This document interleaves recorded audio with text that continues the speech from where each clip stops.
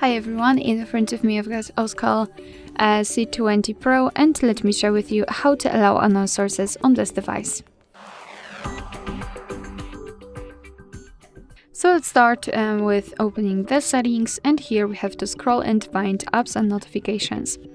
Then let's tap on advanced and find special access, which is at the very bottom of the list. Here we have to localize this option and install unknown apps. And as you can see here, we've got some apps which are allowed or not allowed to install some content.